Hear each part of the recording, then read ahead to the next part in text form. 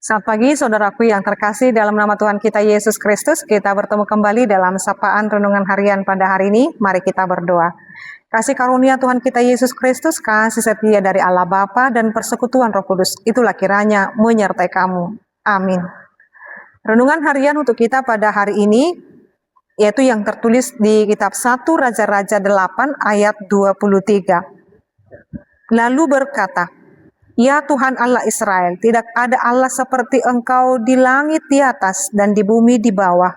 Engkau yang memelihara perjanjian dan kasih setia kepada hamba-hambamu yang dengan segenap hatinya hidup di hadapanmu.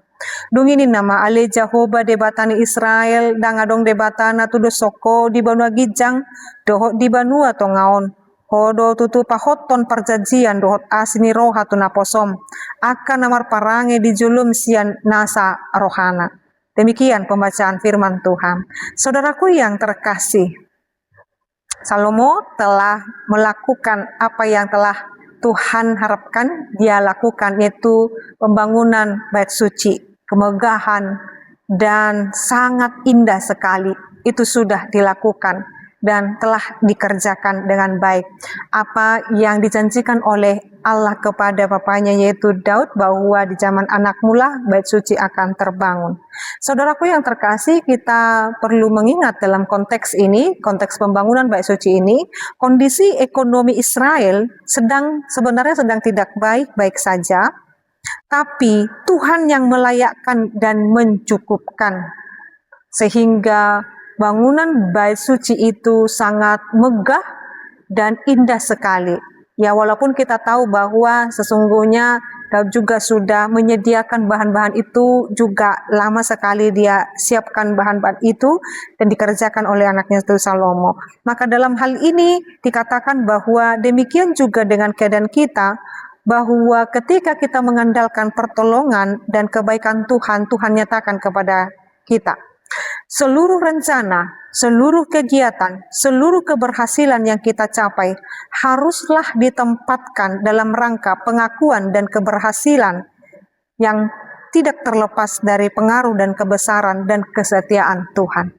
Semua itu oleh karena pengaruh dan kesetiaan Tuhan. Apapun yang kita rencanakan, apapun yang kita lakukan, kegiatan kita, dan semua, jikalau itu hidup di dalamnya, capaian-capaian itu kita harus berkata, itu semua karena keterlibatan dan pertolongan Tuhan. Itu yang dilakukan oleh Raja Salomo dalam perikop ini. Dia berkata, "Ya Tuhan Allah Israel, tidak ada Allah seperti Engkau di langit di atas dan di bumi di bawah. Engkau memelihara perjanjian dan kasih setia hamba-hambamu yang dengan segenap hatinya hidup di hadapanmu." Tuhan menepati janjinya. Saat ini saudaraku yang terkasih, kalau kita mengalami penderitaan, kesulitan hidup, ekonomi, dan lain sebagainya, kita menganggap sepertinya ini tidak mungkin, dan lain sebagainya. Tetapi ketika Tuhan sudah berkata ya, ketika Tuhan berkata kegiatanmu itu, rencanamu itu, aku berkati, maka terberkatilah.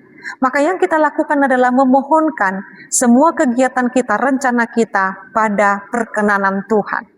Kita yakin dan percaya Tuhan akan cukupkan. Jadi siapapun kita saat ini yang sedang berusaha, yang sedang berjuang, yang sedang merencanakan dan mengerjakan perencanaan dan lain sebagainya, libatkan Tuhan dalam hidupmu, libatkan Tuhan dalam setiap rencanamu, biar Tuhan yang tolong dan Tuhan yang cukupkan apa yang boleh kita perlukan. Amin, kita berdoa. Ya Allah Bapa kami sungguh bersyukur, terima kasih buat berkat-Mu, kasih-Mu, firman yang boleh mengajarkan kami untuk melibatkan Tuhan dalam segala hal, baik dalam rencana dan kegiatan kami, biar Tuhan yang cukupkan, biar Tuhan yang tolong, dan Tuhan yang berkati. Terima kasih Tuhan, Engkau berkati seluruh umat-Mu ini dalam setiap kehidupan mereka.